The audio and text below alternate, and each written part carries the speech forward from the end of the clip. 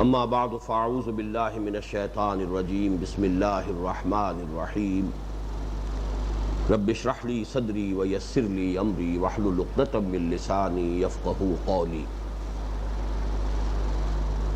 احادیث نبویہ کا جو مجموعہ ہم پڑھ رہے ہیں، 40 نووی، امام نووی رحمۃ اللہ علیہ کا مرتب کردہ 40 یا 41 یا 42 حدیثوں کا مجموعہ۔ اس کی ایک خصوصیت یہ ہے کہ اس میں دین کے جو مختلف پہلو ہیں ان سے متعلق بڑی بنیادی اور اہم احادیث جمع کر دی گئی۔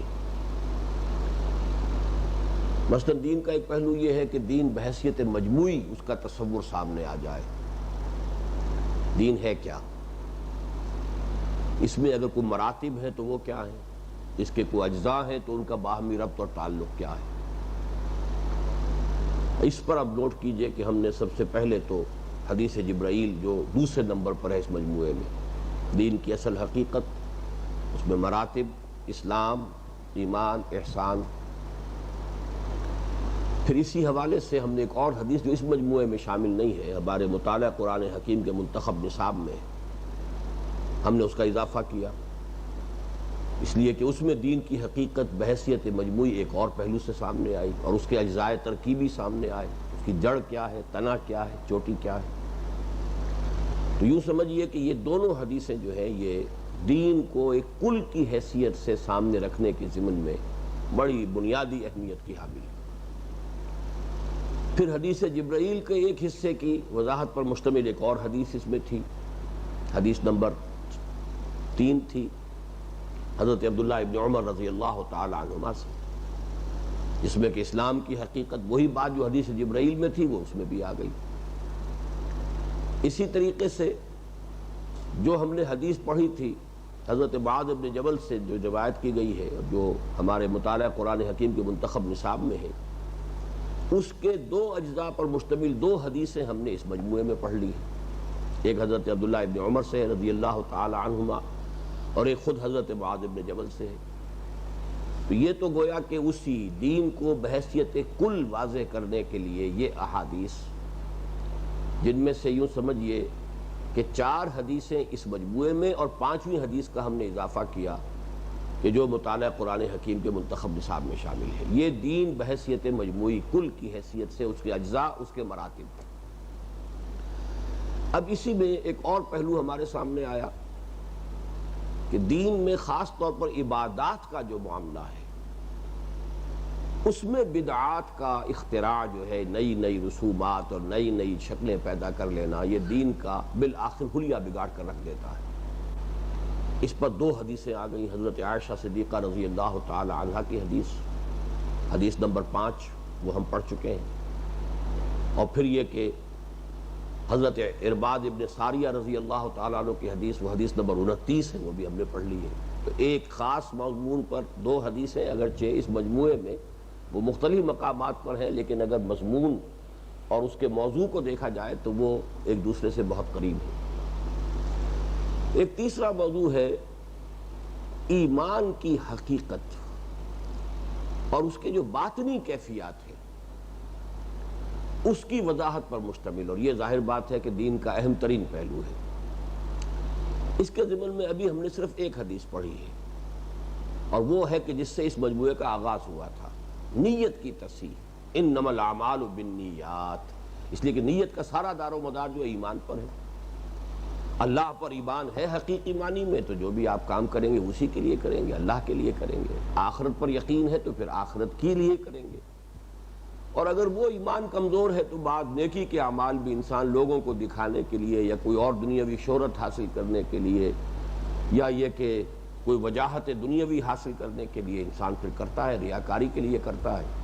تو یہ در حقیقت یہ ریاکاری جو ہے، اور یہ اگر خلوص نیت میں کوئی کمی ہے تو وہ حقیقت میں ایمان کی کمی پر دلالت کرنے والی شے ہے۔ اس موضوع پر بہت سی حدیثیں آئیں گی اس میں، اور وہ جوامع الکلم کے عنوان سے متعدد احادیث آئیں گی، لیکن میں نے اس وقت صرف ایک کیٹیگری کے اعتبار سے کہ اس حدیث کو امام نووی ہی نہیں بلکہ تقریباً تمام محدثین نے اپنے مرتب کردہ مجموعوں کے بالکل شروع میں اس کو شامل کیا ہے، تاکہ یہ معاملہ بھی بالکل شروع سے واضح ہو جائے کہ حدیث کا اگر ہم نے مجموعہ مرتب کیا ہے تو ہماری نیت جو ہے وہ بھی ہم نے خلوص نیت کے ساتھ کیا ہے، اور جو شخص بھی اس کو پڑھے وہ بھی پہلے اپنی نیت کی تصحیح کر لے۔ انما الاعمال بالنیات وانما لکل امرئ ما نوی، اس حوالے سے وہ حدیث نکال لی گئی، اور بالکل آغاز میں، ورنہ واقعہ یہ کہ اہمیت کے اعتبار سے اور جابیت کے اعتبار سے تو حدیث جبرائیل جو میں نے آپ کو بتایا تھا کہ ام السنہ ہے، یعنی تمام ذخیرہ احادیث میں اس کا مقام وہی ہے جو قرآن مجید میں سورہ فاتحہ کا ہے۔ ام الکتاب سورہ فاتحہ، ام السنہ حدیث جبرائیل۔ تو جیسے قرآن مجید کا آغاز اور افتتاح ہوتا ہے سورہ فاتحہ سے، ایسے ہی اس مجموعے کا افتتاح ہونا چاہیے تھا حدیث جبرائیل سے، لیکن نہیں، اس حکمت کے پیش نظر کہ وہ جو اصل حقیقت ہے کہ جو کام بھی آپ کرنے چلیں، چاہے وہ طلب علم کا ہے، اس کے لیے یہ ہے کہ پہلے اپنی نیت کی اصلاح کر لی جائے کہ کوئی دنیاوی غرض و غایت جو ہے اس میں پیش نظر اور مد نظر نہ ہو، بلکہ صرف اللہ کے لیے۔ فمن کانت ہجرتہ الی اللہ ورسولہ فہجرتہ الی اللہ ورسولہ ومن کانت ہجرتہ لدنیا یصیبها او امرأۃ ینکحها فہجرتہ الی ما ہاجر الیہ۔ اب آج جو پہلے ہم نے 3 حدیثیں پڑھنی ہیں، ان 3 کا تعلق ہے اسلام کے فقہی نظام سے۔ اسلام کا ایک داخلی نظام ہے، ایمانی حقائق ہیں، لیکن ایک اس کا قانونی نظام بھی ہے جو اس کے ظاہری اعمال سے بحث کرتا ہے، حلال، حرام، فرائض، واجبات، منہیات۔ یہ ایک جو ڈھانچہ بنتا ہے، اور آپ کو معلوم ہے کہ جو ہمارا علم فقہ اب کہلاتا ہے، حالانکہ لفظی طور پر فقہ کے معنی فہم، اور حدیث نبوی میں جب یہ لفظ آتا ہے تفقہ، تو وہ در حقیقت فہم دین اور فہم قرآن کے لیے آتا ہے۔ اس لیے کہ حضرت عبداللہ ابن عباس رضی اللہ تعالیٰ عنہما کے لیے حضور نے یہ دعا فرمائی تھی، اللہم فقہہ فی الدین وعلمہ التاویل، اے اللہ اس نوجوان کو دین کا فہم عطا کر دے اور قرآن مجید کی تفسیر و تعویل کا صحیح ملکہ ان کو حاصل ہو جائے۔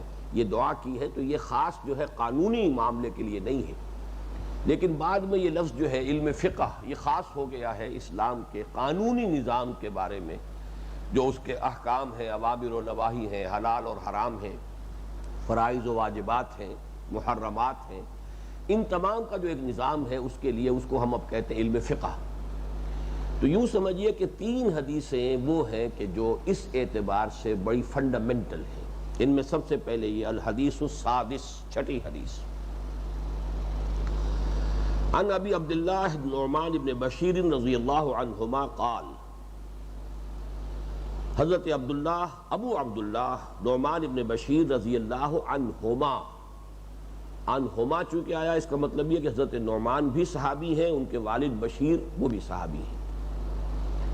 عن ابی عبداللہ نعمان بن بشیر رضی اللہ عنہما قال سمعت رسول اللہ صلی اللہ علیہ وسلم یقول، انہوں نے فرمایا کہ میں نے خود سنا اللہ کے رسول صلی اللہ علیہ وسلم کو یہ فرماتے ہوئے، ان الحلال بین وان الحرام بین وبینہما امور مشتبہات لا یعلمہن کثیر من الناس۔ بڑی فنڈامنٹل بات ہے۔ حلال، یقیناً حلال بالکل واضح ہے، اور یقیناً حرام بالکل واضح ہے۔ بین کہتے ہیں وہ شے جو بالکل واضح ہو، جس کو کسی اور اضافی وضاحت کی، اضافی دلیل کی کوئی ضرورت نہ ہو، جس کو میں اکثر اپنے دروس میں فارسی کے اس مقولے سے ہمیشہ اس کی وضاحت کیا کرتا ہوں، آفتاب آمد دلیل آفتاب۔ جب سورج طلوع ہو جائے تو اپنے وجود پر وہ خود ہی دلیل ہے، کسی اور دلیل کی اسے حاجت نہیں۔ تو بین شے وہ جو بالکل روز روشن کی طرح آیا ہو، واضح ہو۔ ان الحلال بین والحرام وان الحرام بین وبینہما امور مشتبہات لا یعلمہن کثیر من الناس۔ ایک انتہا پر تو وہ حلال چیزیں ہیں جن کا حلال ہونا بالکل واضح ہے، دوسری انتہا پر وہ حرام چیزیں ہیں کہ جن کا حرام ہونا بالکل واضح ہے، بین ہے۔ ان دونوں کے مابین کچھ چیزیں ہیں کہ جو مشتبہ ہیں، یقین کے ساتھ نہیں کہا جا سکتا کہ یہ حلال ہے یا حرام ہے، کوئی صریح نصوص موجود نہیں ہے کہ جو اس کی حلت یا حرمت پر دلالت کرنے والے ہوں، لہذا اس کے بارے میں شبہ پیدا ہو سکتا ہے، متشابہات کسی شکل مشتبہات ہو جاتی ہیں۔ اب یہ ایک حقیقت ہے جس کو یہاں پر یعنی دین کا جو عملی نظام ہے، ڈھانچہ ہے، اس کے بارے میں ایک بڑی بنیادی حقیقت اس ایک جملے میں آ گئی ہے کہ ایک طرف وہ حلال ہے کہ جو بالکل واضح طور پر حلال ہے، جس کے لیے کوئی نص موجود ہے کہ وہ حلال ہے، ایک طرف وہ حرام ہے کہ جو واضح طور پر حرام ہے، جس کے لیے نص موجود ہے کہ وہ حرام ہے، بیچ میں اب شبہ ہو جائے گا، شیڈز بن جائیں گے۔ اس میں اب ایک بات نوٹ کر لیجئے، pure legal point of view سے، خالص فقہی اعتبار سے اصول یہ ہے جس شے کی حرمت ثابت نہ ہو وہ حلال ہے۔ یہ نہیں ہے کہ جس شے کی حلت ثابت نہ ہو وہ حرام ہے۔ یہ بہت بڑا اصول ہے۔ کسی شے کے حرام ہونے کے لیے دلیل چاہیے، حلال ہونے کے لیے دلیل نہیں چاہیے۔ اگر وہ حرام نہیں ہے تو حلال ہے، لیکن وہ حلال ہوگا مباح کے درجے میں، مشتبہات کے دائرے میں آ جائے گا۔ یہاں اس حلال کا ذکر ہو رہا ہے کہ جس کے حلال ہونے پر نص صریح موجود ہو۔ یہ حدیث در حقیقت اس حلال سے بحث کر رہی ہے۔ ایک وہ حلال ہیں جو بالکل واضح ہیں، نص صریح سے ہمارے پاس دلیل ہے، کتاب و سنت سے واضح بنیاد ہے کہ یہ حلال ہے۔ ایک وہ شے ہے کہ جو نص صریح سے حرام ہے، کتاب و سنت کے واضح احکام سے ہمیں معلوم ہے کہ یہ حرام ہے۔ اب بیچ میں ایک لمبا گیپ ہے، یہ مشتبہات کہلائیں گے۔ لیکن مشتبہات بھی سب کے سب لیگلی خالص فقہی اعتبار سے حلال میں شامل ہیں، لیکن اس کے لیے لفظ مباح ہوتا ہے۔ جس کو حرام ثابت نہ کیا جا سکے وہ مباح ہے۔ لیکن یہ کہ شک والی بات تو رہے گی نا جب تک کہ نص قطعی نہ ہو۔ اب یہاں اصول کیا بتایا جا رہا ہے کہ وہ مشتبہات جو ہیں لا یعلمہن کثیر من الناس، ان مشتبہات کو اکثر لوگ نہیں جانتے، بہت سے لوگ نہیں جانتے۔ یعنی کوئی بہت بڑا ٹاپ کا عالم ہے، اس سے شاید معلوم ہو، لیکن اکثر لوگوں کو تو اس کے بارے میں حکم معلوم نہیں ہے کہ یہ حلال ہے کہ حرام ہے۔ اب کیا کیا جائے؟ اس صورتحال میں عملی ہدایت کیا ہے؟ فَمَنِ اتَّقَى الشُّبُهَاتِ فَقَدِ اسْتَبْرَأَ لِدِينِهِ وَعِرْضِهِ۔ اب یہ ہے ہدایت۔ جو شخص بچتا رہا ان مشتبہ چیزوں سے، یعنی محض اس دلیل سے کہ مباح ہے، اس کی حرمت ثابت نہیں، اس کا استعمال نہ کرے، بچتا۔ فَمَنِ اتَّقَى الشُّبُهَاتِ، جو ان مشتبہ چیزوں سے بچتا رہا، فَقَدْ اسْتَبْرَأَ، تو اس نے برات حاصل کر لی، نجات اور کامیابی حاصل کر لی، لِدِينِهِ وَعِرْضِهِ، اپنے دین کے لیے بھی اور اپنی عزت کے لیے بھی۔ ظاہر بات ہے بندہ مومن کی عزت تو اسی میں ہے نا کہ اللہ تعالیٰ کے ہاں اس کا مقام جو ہے وہ عزت والا ہو، تو وہ تو اسی سے محفوظ رہے گا۔ مشتبہ چیز جو ہے جس کے بارے میں پتہ نہیں، ہو سکتا ہے کہ حرام ہو، اس سے بچے کیوں نہ انسان۔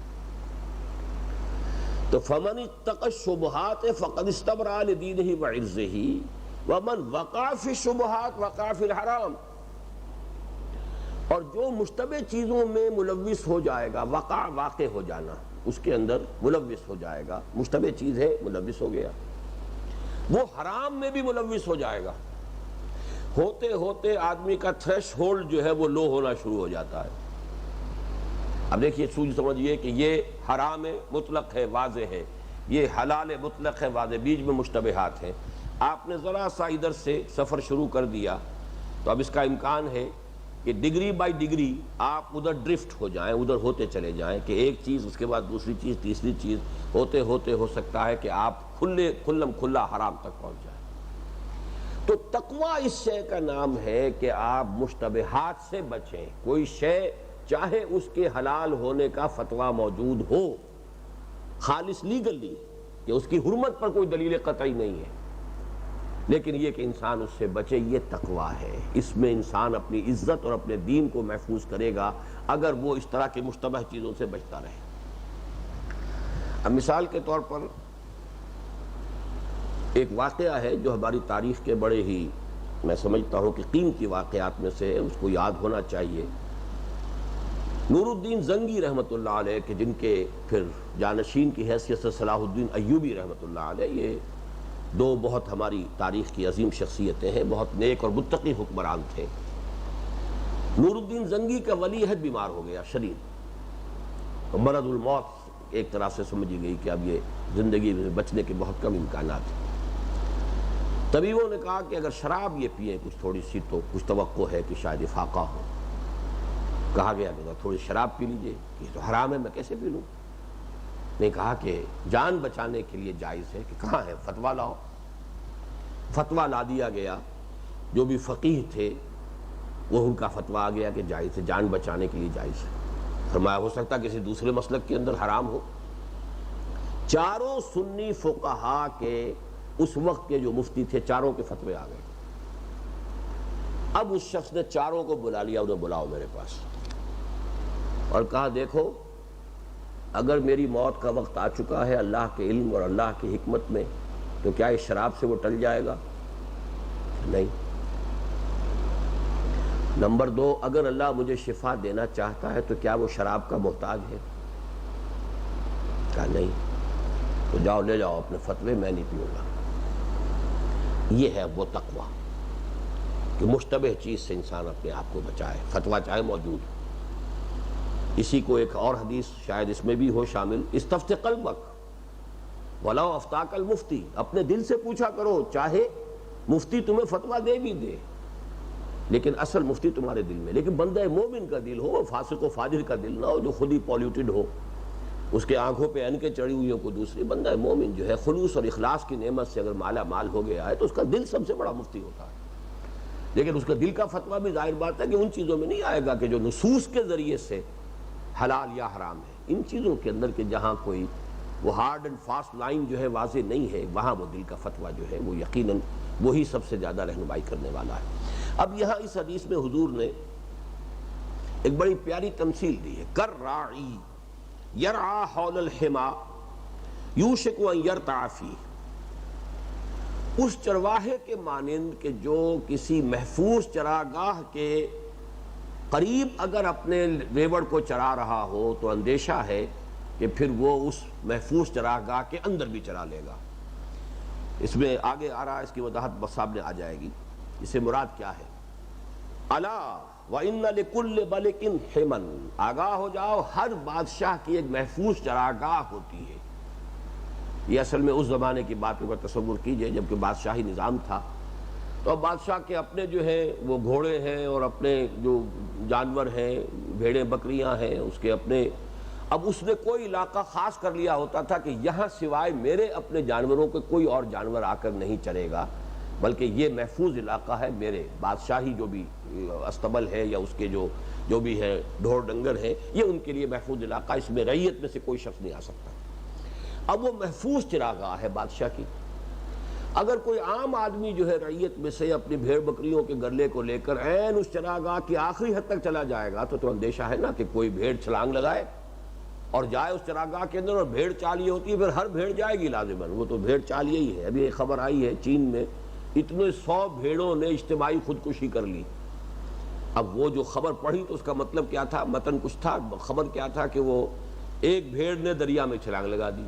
اب اس کے بعد ایک ایک کر کے یہ بھیڑ چال ہوتی ہے، پھر وہ نہیں دیکھتی کہ یہ آگے کیا اس کا حشر ہوا ہے.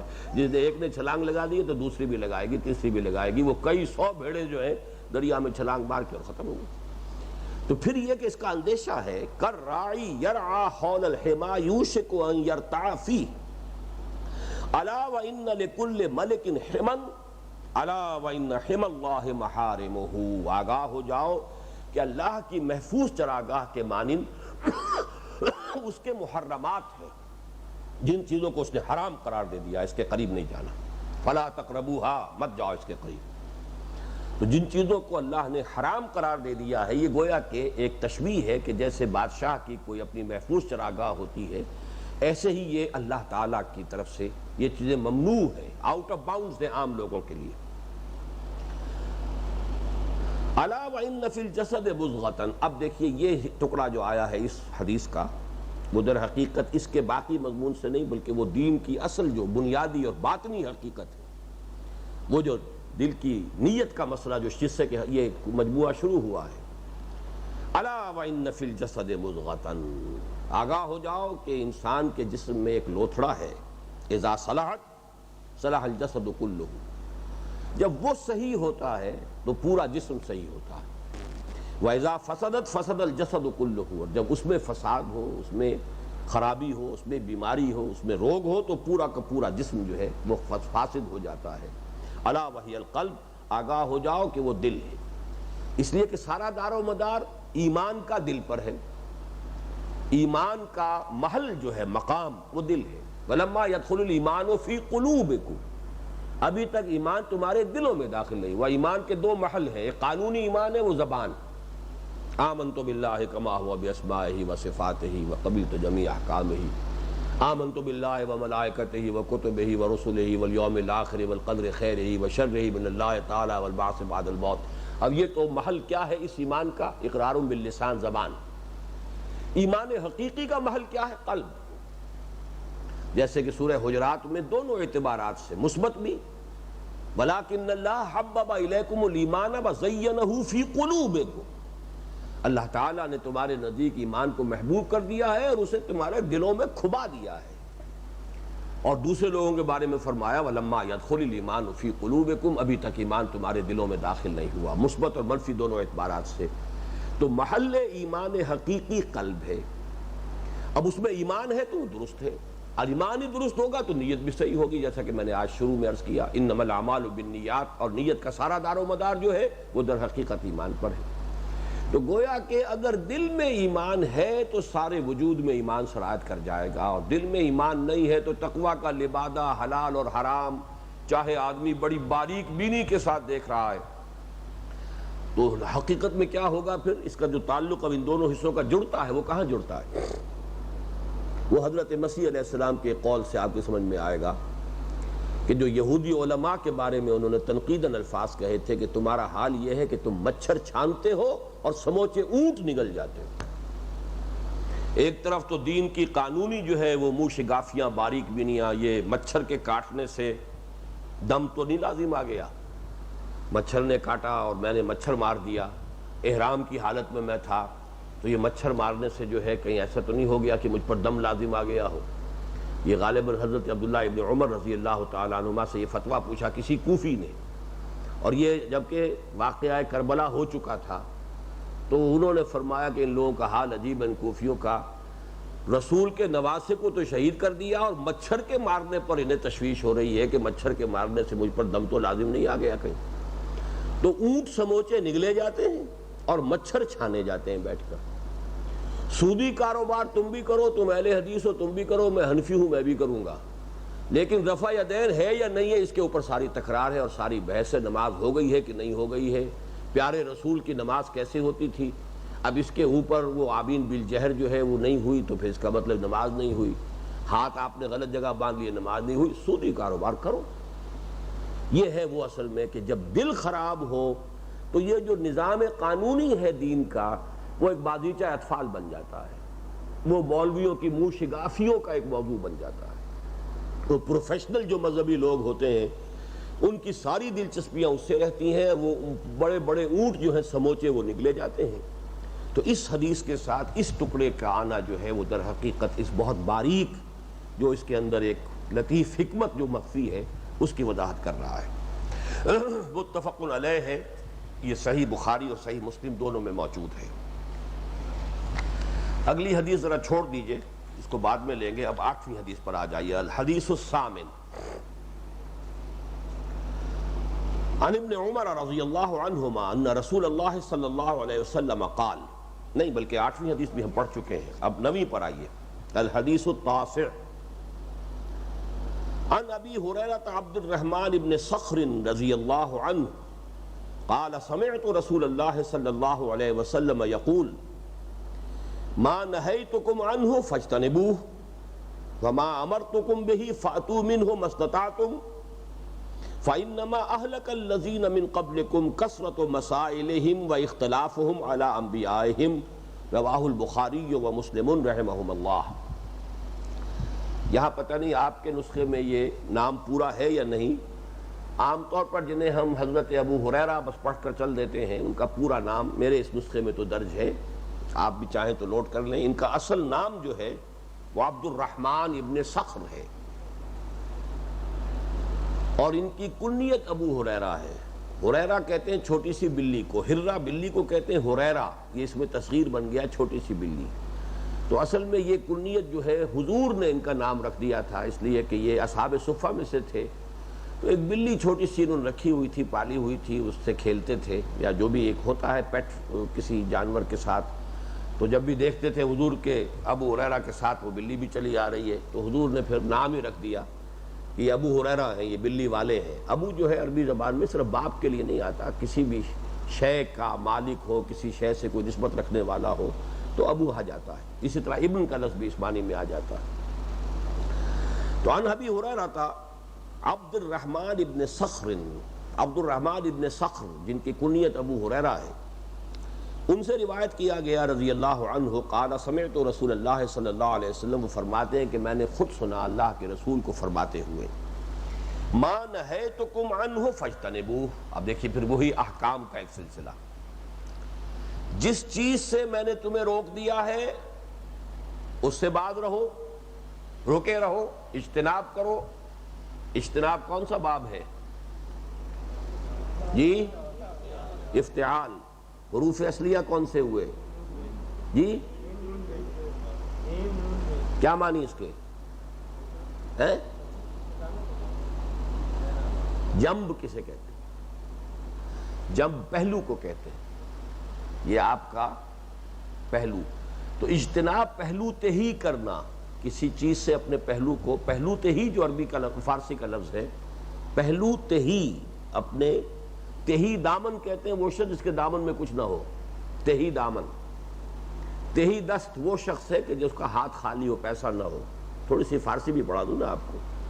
تو پہلو تہی، جس کو ہم اردو پہلو تہی کر رہا، تو یہ اب یہ ایک لفظ نہیں ہے، فارسی کے دو الفاظ سے بنا ہے۔ اپنے پہلو کو بچانا کسی شے سے، اجتناب، اپنے پہلو کو کسی شے سے بچا لینا، دور ہو جانا، کنی کترانا، یہ اجتناب کے صحیح معنی ہوں گے۔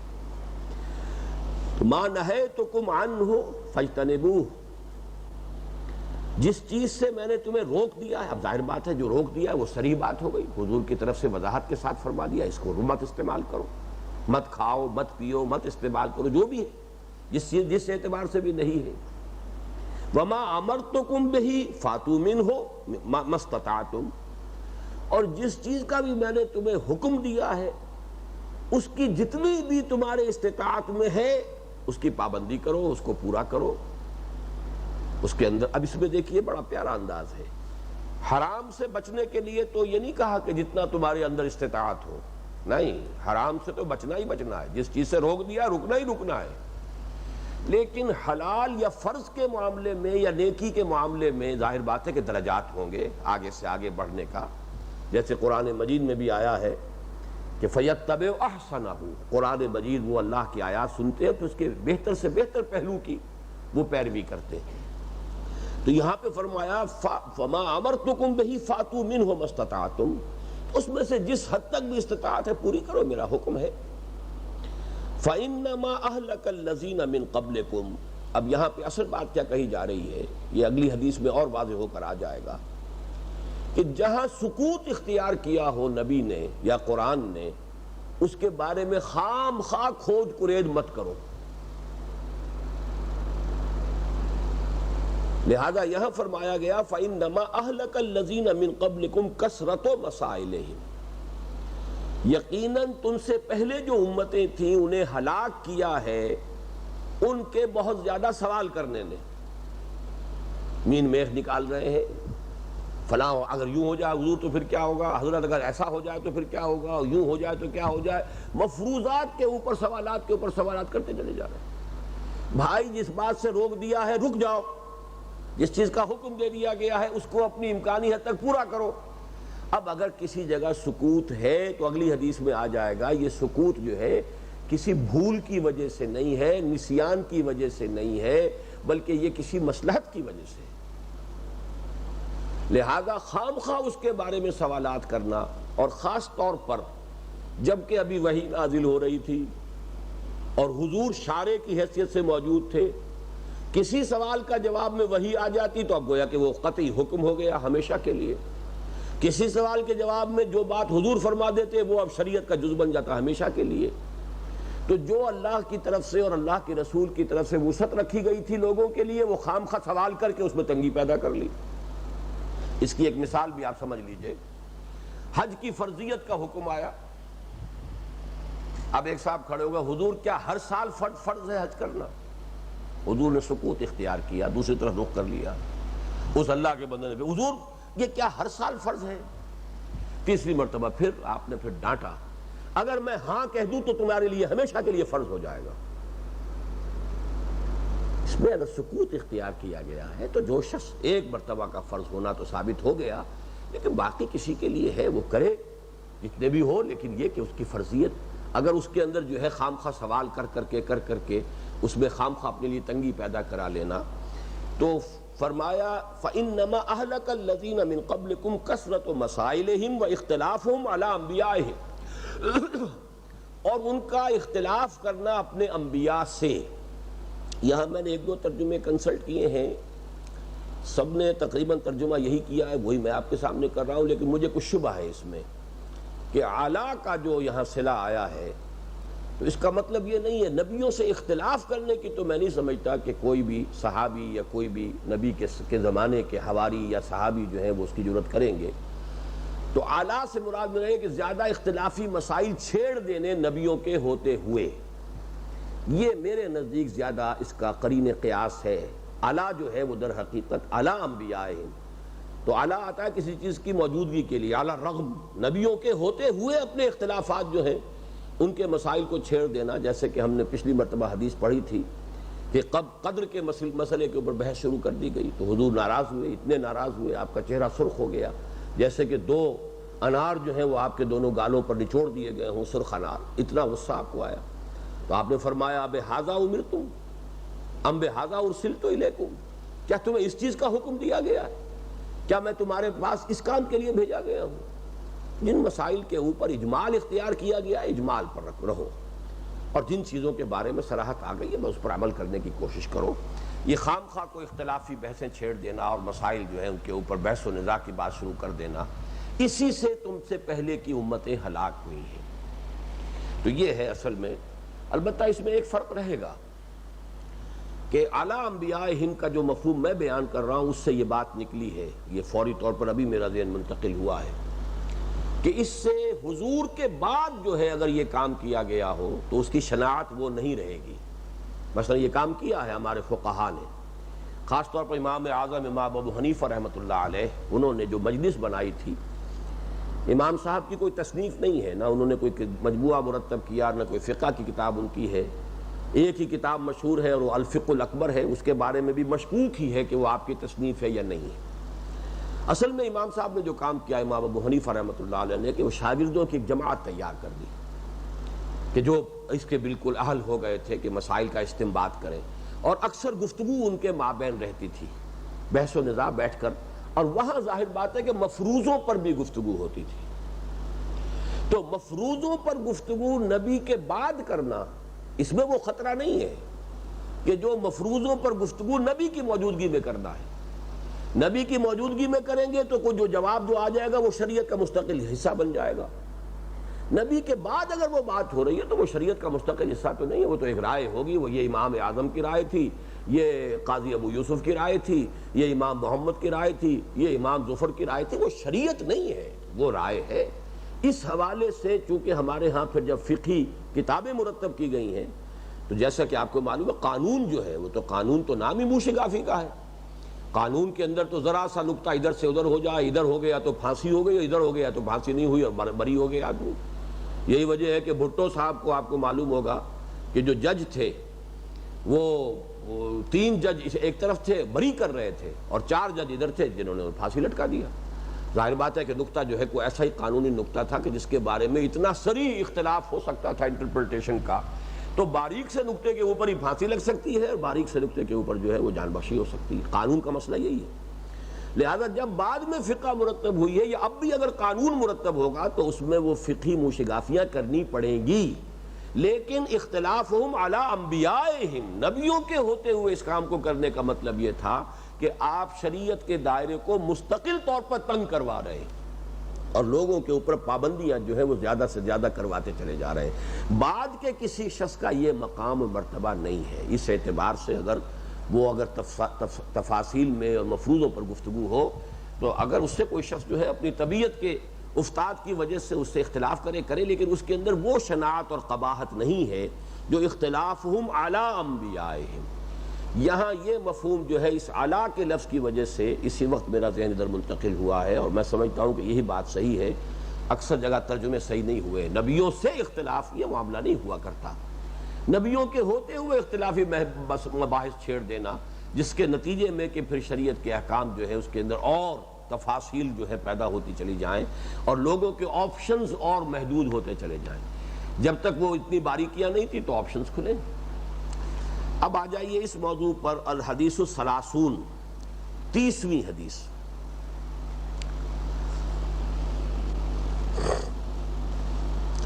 عن ابی ثعلبۃ الخشنی جرثوم ابن ناشر رضی اللہ عنہ. اب یہ ابو ثعلبہ ہیں رضی اللہ تعالی عنہ کہ انہوں نے یہ فرمایا، ان کا نام ہے ابو ثعلبہ الخشنی جرثوم ابن ناشر. نام ہے جرثوم ابن ناشر، ناشر کے بیٹے جرثوم. الخشنی یہ ان کے قبیلے کی نسبت ہے. ابی ثعلبہ، ابو ثعلبہ یہ ان کی کنیت ہے. عام طور پر ابی ثعلبہ لکھا ہوا ہوگا، صرف پتہ نہیں آپ کے یہاں کیا ہے، پورا لکھا ہے.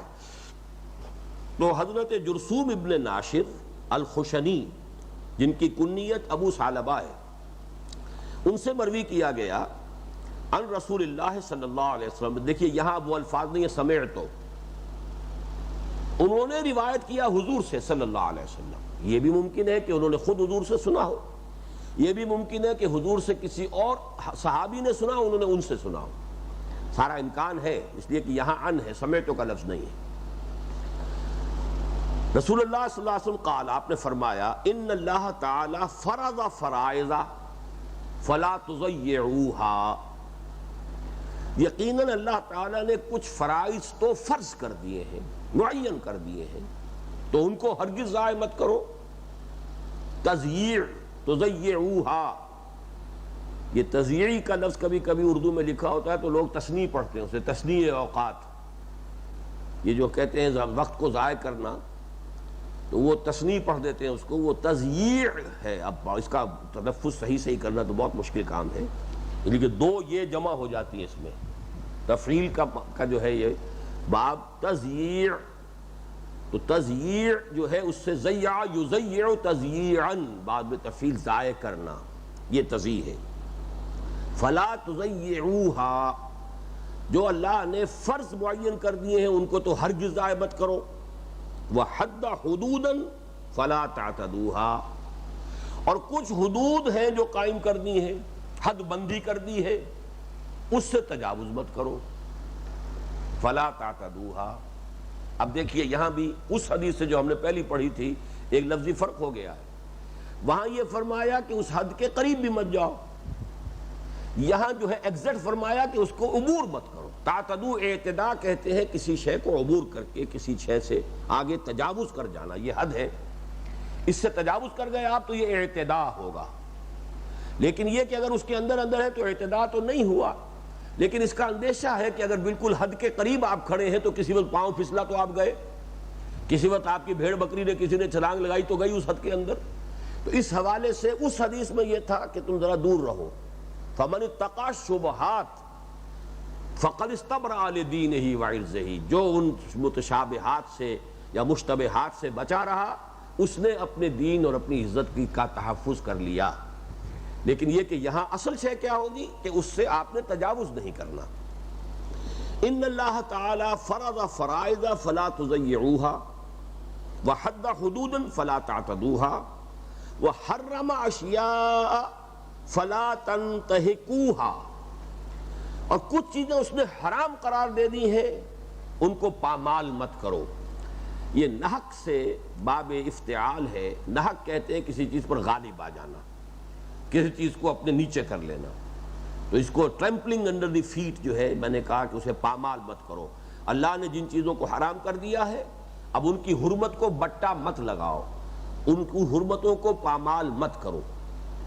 وَسَكَتَ عَنْ أَشْيَاءَ، اور اللہ نے کچھ چیزوں سے سکوت اختیار کیا ہے. رحمتاً لکم، اور یہ سکوت تمہارے لیے رحمت ہے. غیر نسیان، کسی بھول کی وجہ سے نہیں ہے۔ یہ بہت اہم نقطہ آ گیا اس میں کہ شریعت میں اگر کوئی گیپ چھوڑے گئے ہیں تو یہ کوئی اللہ تعالیٰ کے علم کا گیپ نہیں ہے، اللہ کے علم کی کوئی کمی نہیں ہے، اللہ کو کوئی نسیان لاحق نہیں ہوا ہے، بلکہ یہ گیپ جو ہے یہ تمہارے لیے رحمت ہے۔ اس حوالے سے کہ فرض کیجئے کوئی شخص کمزور ہے، وہ فرض کیجئے کبھی مشتبہات میں مبتلا ہو بھی جائے تو اب اس کا اتنا تو اپنے گلٹی کانشنس نہ ہو کہ وہ اپنے آپ کو سمجھے کہ میں نے حرام کا ارتکاب کیا ہے۔ کبھی ہو جاتا ہے آدمی سے کوئی خطا ہو جاتی، جیسے قرآن مجید میں 3 جگہ آیا ہے کہ تم اگر ان تجتنبوا کبائر ما تنہون عنہ نکفر عنکم سیئاتکم، موٹے موٹی باتوں سے اگر بچے رہو گے تو چھوٹی چھوٹی خطائیں ہم معاف فرما دیں گے۔ جیسے کہ سورۃ النجم میں آیا الا اللمم، ذرا سی کوئی آلودگی کہیں ہو جائے تو آخر الانسان مرکب من الخطاء والنسیان، انسان خطا اور نسیان ہی سے بنا ہوا ہے۔ لیکن یہ کہ اب اگر اس کے بارے میں بھی پوری صراحت ہوتی تو پھر یہ کہ گلٹی کانشنس اس کا اتنا زیادہ شدید ہوتا کہ پھر انسان کے لیے اپنی اصلاح جو ہے وہ ناممکن ہو جاتی۔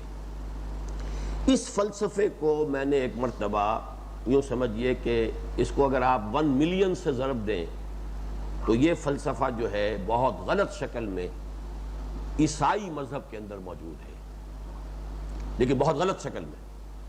غلط شکل کیا ہے؟ چونکہ شریعت موجود نہیں ہے موجودہ عیسائیت میں، لا آف موسیس کو ایبروگیٹ کر دیا سینٹ پال نے، شریعت موسوی صرف یہودیوں پر لاگو تھی، ہم پر لاگو نہیں ہے، عیسائیوں پر لاگو نہیں ہے۔ اب عیسائیت ایک ایسا مذہب ہے جس میں کوئی شے حرام ہے ہی نہیں، کوئی شے فرض ہے ہی نہیں، کچھ اخلاقی تعلیمات ہیں، کچھ تصوف ہے، مسٹسزم ہے اور ایتھیکل ایجوکیشن ہے۔ لو تhy نیبر ایز thy سیلف، ٹھیک ہے، بہت اچھی بات ہے، کون نہیں کہے گا اپنے پڑوسی سے اتنی ہی محبت کرو جیسے اپنے آپ سے کرتے ہو، تو یہ تو بڑی اچھی بات ہے۔ لیکن حرام حلال، تو میں نے اس پر سن 70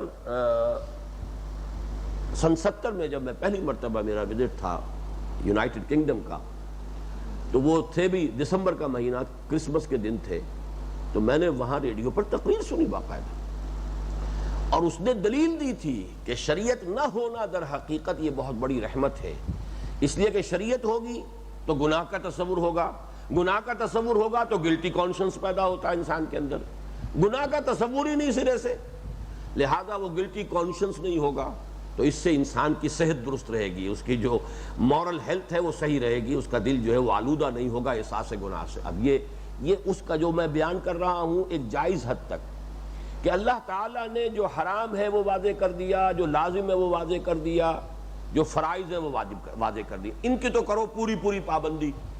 ان اللہ تعالیٰ فرض فرائض فلا تضيعوها وحد حدودا فلا تعتدوها وحرم اشیاء فلا تنتهكوها وسکت عن اشیاء۔ اب ان تین کے درمیان میں نو مینز لینڈ ہے کچھ، اس کو اللہ نے خود چھوڑا ہے، اور وہ اس لیے چھوڑا ہے، یہ تمہارے لیے رحمت ہے کہ اس میں اگر کبھی، اب اس میں پہلی حدیث کی روح سے تو اس سے بھی بچنا چاہیے کہ جو بھی چیزیں مشتبہ ہیں ان سے بھی بچنا چاہیے، اگر اس میں ملوث ہو گئے، اگر زیادہ ملوث ہو گئے تو پھر اندیشہ ہے کہ کہیں حدود سے تجاوز نہ کر جاؤ۔ لیکن اگر کبھی کسی وقت اس طرح کی کسی مشتبہ چیز میں انسان ملوث ہو جائے تو پھر یہ کہ اس کے اوپر اتنا بوجھ اس کے ذہن پر نہ رہے کہ کوئی میں نے بہت بڑا حرام کام کیا ہے، اس لیے کہ وہ اگر حرام کام کیا تو بوجھ ہونا چاہیے، اگر فرض کو چھوڑا ہے تو بوجھ ہونا چاہیے، اللہ کی کسی حد سے تجاوز کیا ہے تو بوجھ ہونا چاہیے۔ لیکن یہ کہ یہ چھوٹی چھوٹی چیزیں جنہیں سورۃ النجم میں کہا گیا الا اللمم، چھوٹی چھوٹی چیزیں جو ہیں ہو جاتی ہیں، ان سے اللہ درگزر فرماتا ہے۔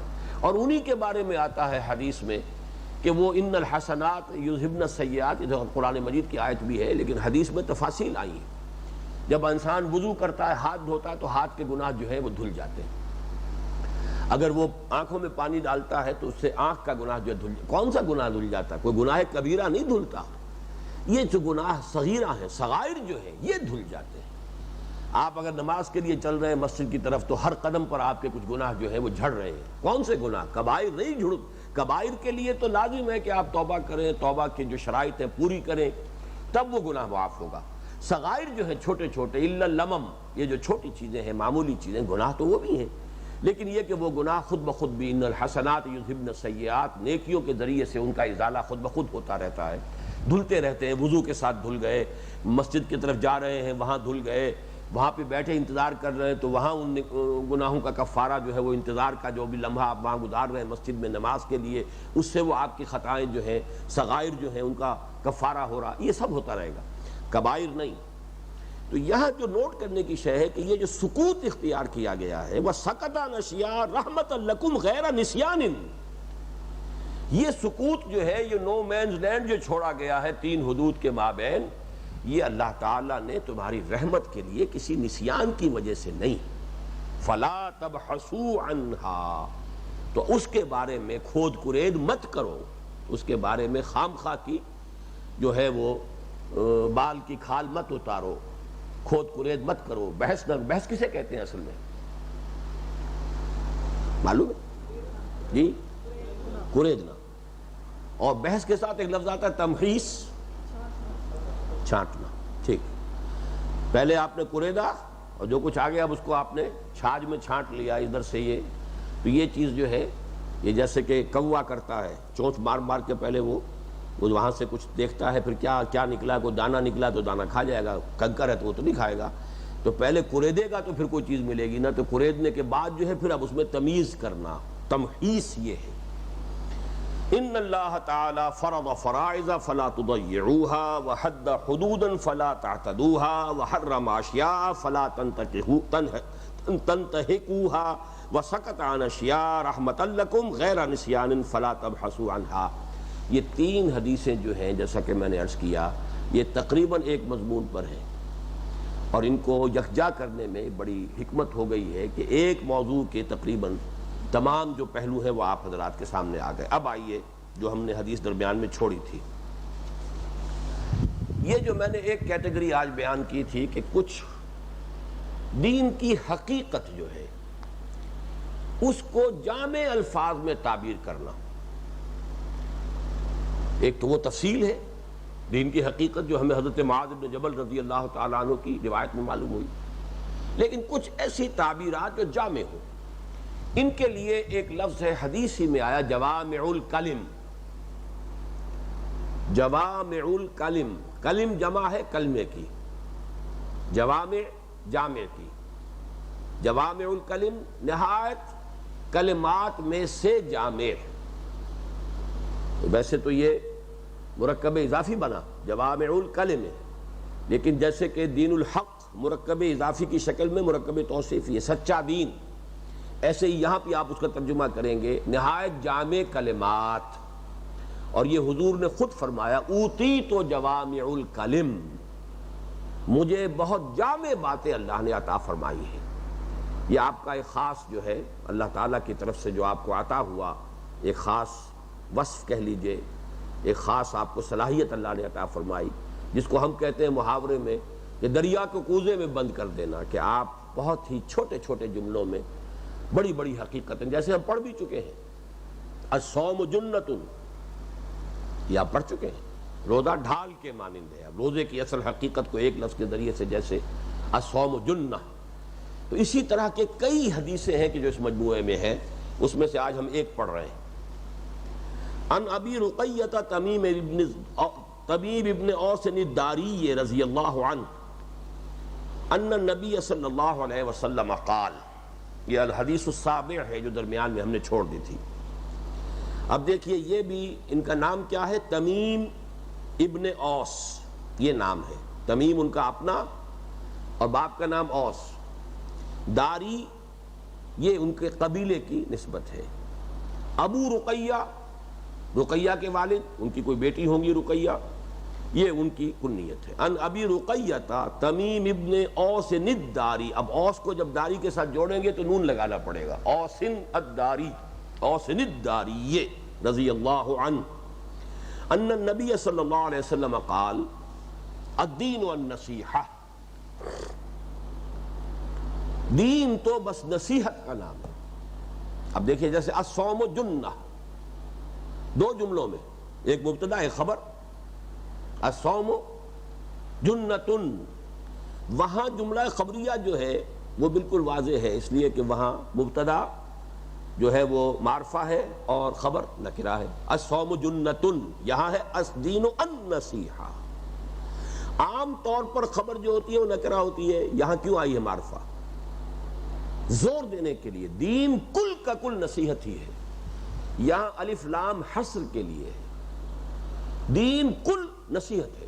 لیکن نصیحت کے لفظ کو سمجھ لیجئے، نصیحت کے معنی کیا ہے؟ نصحہ، خالص ہونا. یہ در حقیقت ہمارے ہاں جو اردو میں نصیحت کا لفظ استعمال ہوتا ہے، یہ اس کا ایک اطلاق ہے اردو میں جو ہم کر رہے ہیں. عربی میں تو اس معنی میں تو یہ لفظ آتا ہی نہیں ہے. وعظہ کا لفظ آئے گا، جیسے ہم نے پڑھا ہے وہ جو ایک حدیث ہم پڑھ چکے ہیں، وعظنا رسول اللہ صلی اللہ علیہ وسلم ذات یوم، آپ نے ہمیں وعظ فرمایا. ایسے حضرت لقمان کے بارے میں وَهُوَ يَعِظُهُ، وہ اپنے بیٹے کو نصیحت کر رہے تھے. تو نصیحت کا لفظ جس معنی میں اردو میں استعمال ہوتا ہے، عربی میں وہ اس کا استعمال میرے علم کی حد تک تو ہے ہی نہیں سرے سے. خاصہ اصل میں کیا ہے نصیحت کا؟ خالص ہونا. تو خلوص و اخلاص یہ نصیحت کا اصل مفہوم ہے. دین نام ہے خلوص و اخلاص کا. اب خلوص و اخلاص نیت کا خلوص و اخلاص بھی ہے. نصح لہو اس کے کیا معنی ہوں گے؟ اس کے ساتھ نہایت خلوص کا معاملہ کیا. نصح لہو اس نے اس کے ساتھ بہت خلوص کا معاملہ کیا. اگر آپ کسی کی خیر خواہی میں کوئی بات اس سے کہہ رہے ہیں تو یہ بھی نصیحت ہو گئی. آپ نے اس کی اپنی خیر خواہی میں اس کی بہتری کے لیے آپ نے ایک بات اسے بتائی ہے، اس سے کہی ہے، تو یہ نصیحت ہے. اس معنی میں اس لفظ کا اس کے ساتھ ایک جو ہے وہ لغوی ربط تو موجود ہے، لیکن اس میں استعمال عربی زبان میں لفظ نصیحت کا نہیں ہے، بلکہ نصیحت کے معنی خلوص و اخلاص، خیر خواہی، وفاداری. اب اس کے جو ترجمے کیے جائیں گے مختلف نسبتوں سے ترجمے مختلف ہو جائیں گے. وہ اس کی مثال ابھی سامنے آ جائے گی. الدین والنصیحہ، دین تو کل کا کل خلوص و اخلاص کا نام ہے. قلنا لمن، میرے پاس جو ہے یہ رواہ مسلم، امام مسلم کی روایت سے ہے، شاید آپ کے ہاں یہ ہے قلنا لمن یا رسول اللہ، یہ الفاظ بھی ہیں اضافی اس کتابچے میں، ہے یا نہیں؟ بس ٹھیک ہے. پھر میرے پاس جو اس کتاب کا نسخہ ہے اس میں یا رسول اللہ کے الفاظ بھی تھے اور سلاسن کا لفظ بھی ہے. 3 مرتبہ حضور نے فرمایا الدین والنصیحہ، الدین والنصیحہ، الدین والنصیحہ سلاسن. تو یہ بھی بات سمجھ میں آتی ہے اصل میں کہ حضور کا عام قاعدہ یہ تھا، جیسا کہ حضرت معاذ بن جبل والی روایت میں ہم نے پڑھا کہ آپ نے حالانکہ اس وقت وہ ایک ہی آدمی سے گفتگو کر رہے تھے، تب بھی آپ نے ہر بات کو 3 دفعہ دہرایا. اور ویسے مجمع میں جب گفتگو کرتے تھے تو 3 دفعہ دہرانا ویسے سمجھ میں آتا ہے، اس لیے کہ لاؤڈ سپیکر تو تھا نہیں. وہ داہنی طرف رخ کر کے فرمائی وہ بات، پھر سامنے رخ کر کے فرمائی وہ بات، پھر بائیں طرف جو لوگ بیٹھے ہیں شاید انہوں نے نہ سنی ہو جب آپ کا رخ ادھر تھا، تو 3 مرتبہ آپ دہراتے تھے. تو اس حدیث کے ایک متن میں سلاسن کا لفظ بھی موجود ہے. الدین والنصیحہ، الدین والنصیحہ، الدین والنصیحہ سلاسن. قلنا ہم نے یہ کہا لمن، کس کے لیے نصیحت، کس کے لیے خلوص، کس کے لیے اخلاص، کس کی خیر خواہی، کس کے ساتھ وفاداری؟ قال للہ ولکتابہ ولرسولہ ولأئمۃ المسلمین وعامتہم، رواہ مسلم. یہ خلوص و اخلاص اللہ کے ساتھ، اس کا کیا مطلب ہے؟ وفاداری بھی ہو، اللہ کی پوری تابعداری بھی ہو، تمام مخلوقات سے بڑھ کر اللہ سے محبت بھی ہو، اللہ کی رضا جوئی ہی انسان کا نصب العین بن جائے. یہ سارا اب اللہ کے ساتھ خلوص و اخلاص. الاعمال بالنیات وہ یہاں پر اس میں شامل ہو جائے گا. گویا کہ وہی بات جو میں نے کہا تھا کہ کچھ چیزیں ایسی ہیں دین کی باطنی حقیقتوں کی تعبیر کے لیے، انہی میں سے اس حدیث کو نوٹ کیجئے، نمبر 1 والی حدیث، اور یہ نمبر 7 والی حدیث آ رہی ہے، اور بھی بہت سی آئیں گی بعد میں، لیکن اس کو نکال لیا ہے شروع میں تاکہ وہ ایک بہت اہم بات جو ہے وہ شروع میں آ جائے. تو اللہ کے ساتھ دوسری بات جو نوٹ کرنے کی ہے کہ عام طور پر ترتیب ہوتی ہے اللہ کے بعد رسول کی. یہاں لے کتاب ہی آیا ہے، رسول ہی بعد میں آیا ہے. اس کی وجہ کیا ہے؟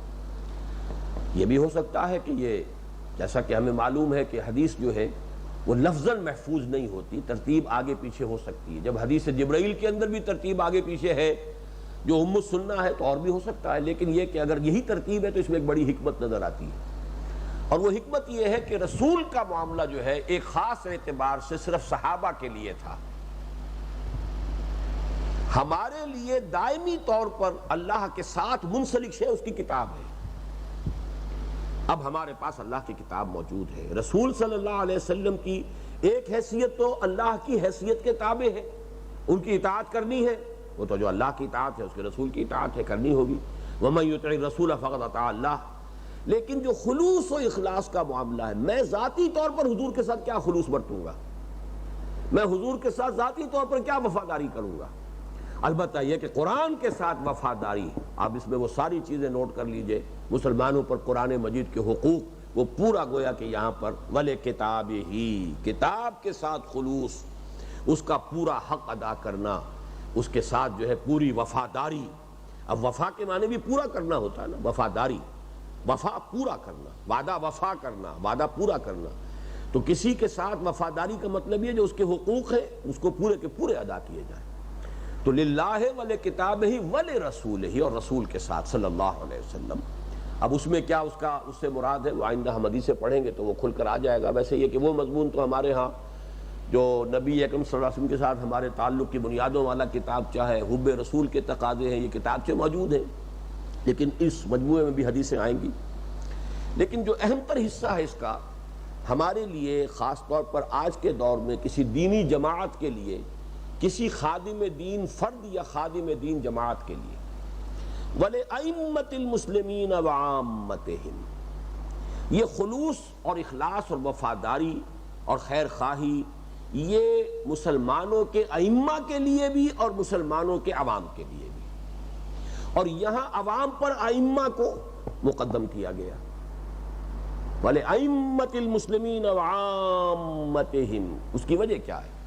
یہ بھی بغیر کسی سبب کے نہیں ہے، ترجیح بلا مرجع نہیں ہے۔ جس کے ہاتھ میں بھی مسلمانوں کے معاملات کی باغ ڈور آ گئی ہے، صحیح آئی ہے، غلط آئی ہے، اچھا آدمی ہے، برا آدمی ہے، لیکن بہرحال قسمت و بسمت اس کے ہاتھ میں ہے نا، وہ کوئی غلطی کرے گا بیڑا غرق ہوگا، اس کو کوئی صحیح بات کہہ دیں شاید اس کے دل کو لگ جائے تو قوم کے لیے، ملک کے لیے، پوری امت کے لیے مفید ہوگی۔ لہذا نصح و خیر خواہی اس کے ساتھ رہنی چاہیے۔ وہ نصح و خیر خواہی کا مطلب یہ نہیں کہ اس کا حکم مانا جائے، وہ تو اللہ اس کے رسول کے ساتھ معاملہ ہے، مطلب یہ کہ اسے ہمیشہ صحیح مشورہ دیا جائے۔ اس صحیح مشورے کے اندر وہ بات بھی شامل ہے جیسا کہ حضور نے فرمایا کہ انصر اخاک ظالما او مظلوما، اپنے بھائی کی ضرور مدد کرو چاہے ظالم ہو چاہے مظلوم ہو۔ اب صحابہ حیران ہوئے کہ ننصرہ مظلوما فکیف ننصرہ ظالما، حضور یہ تو سمجھ میں آ گیا کہ مظلوم ہونے کی حالت میں ہم اس کی مدد کریں، ظالم ہونے کی حالت میں کیسے مدد کریں؟ فرمایا اس کا ہاتھ روک لو ظلم سے، یہی اس کی مدد ہے۔ تو کسی غلط کام پر تنقید کرنا، کسی صحیح بات کا مشورہ دینا، اگر اس میں کوئی شخص رک جاتا ہے، جو آج کل کا ہمارا سیاست کا معاملہ ہے، اپوزیشن کی ہر وقت یہ خواہش ہوتی ہے کہ یہ حکومت گرے، تو صحیح بات کا مشورہ بھی نہیں دینا چاہیں گے، مبادا وہ صحیح بات کر لے تو اور مستحکم ہو جائے گی حکومت۔ یہ بالکل باریک بات ہے، اچھی طرح سمجھ لیجئے۔ صحیح بات اپنے پاس رکھیں گے روک کر کہ وہ تو اگر ہمارے ہاتھ میں طاقت آئے گی تو ہم کریں گے، لیکن اس وقت جو حکومت ہے اس کو ہم یہ صحیح بات کیوں بتائیں؟ اس کو تو ہر حال میں سینشر کرنا ہے، اس کو ہر حال میں اس کو جو ہے لوگوں کے سامنے ڈسکریڈٹ کرنا ہے، ہر حال میں اس کے اوپر تنقید ہی کرنی ہے، اسے تو کوئی الٹی پٹیاں ہی پڑھانی ہے تاکہ وہ الٹی پٹی پڑھائے کسی کھائی میں گرے تو ہماری حکومت کے بننے کا امکان پیدا ہو۔